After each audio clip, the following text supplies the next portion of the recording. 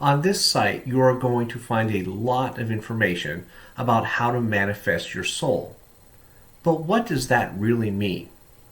What's the goal? Well, in order to answer that question, we need to define a few terms: the soul, the personality, and the ego.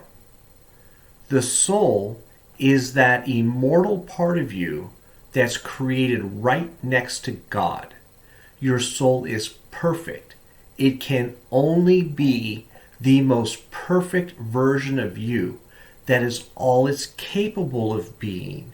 It is a carbon copy of a little tiny slice of God. And that's who you are. And that soul of yours has one job. And that one job is to manifest fully upon this earth. Become a representative of the divine spark of creation. That's your job, and doing that is the goal. Now, the personality is kind of an intermediary type thing, in which you have certain encoded behavioral traits, likes, dislikes, that sort of thing, that they may come from past lives. It might be genetic. Who knows? Who cares? Really doesn't matter where they come from. What matters is you've got them. So the same type of energy, let's say it's artistic energy. Two souls are full of artistic energy. One personality becomes a sculptor, and they're very good with their fingers and their hands, and they can feel things. They can feel the shape beneath of another shape, and they have all those wonderful qualities of being a sculptor and an artist. The other soul couldn't do a thing with his or her hands. They barely work. Okay, she might even have some kind of physical problem where typing or that kind of thing is impossible. But it turns out she loves words and she's a writer anyway.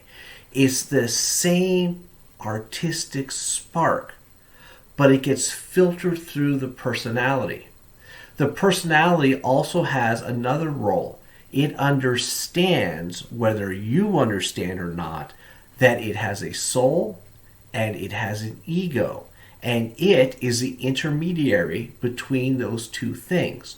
For the most part, your job is to get your personality to work more closely with your soul than your ego.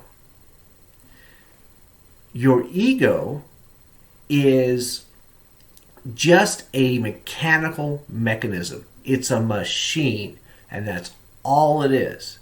But that machine is very much like a computer. It's programmed, and it can only follow the program. And that program is made up of a combination of the things in your personality, things you are want to do, and your life experiences. And they mesh in this weird way, and your ego thinks that it has figured out how to keep you alive by engaging in all these behaviors, and has figured out how to express itself as the dominant part of your being, which it is not. Your soul is. The ego has no thoughts of its own, really. It's only capable of expressing itself. So your goal is to take this divine spark of God that created your soul and get enough of it into your personality that your personality works with your soul in order to manifest that soul. And the way the personality does that is it slowly corrects the ego under the guidance of your soul. So, when you succeed at this, you end up expressing more divine soul energy than ego energy. The more divine soul energy you manifest, the more your life is going to change. It will make you comfortable. It will make you peaceful. You will feel joyful. And you will end up doing things in your life that you never imagined that you would do because they're coming directly from your soul. Or it is even likely that you will do things that are in exact alignment with some of your fantasies because you didn't know they were you didn't know they came from your soul, and they weren't really fantasies at all. So again, your goal is to manifest as much of your soul here on earth as you are capable of doing in this lifetime. And that's it. The goal is not to be famous. The goal is not to be the next Buddha.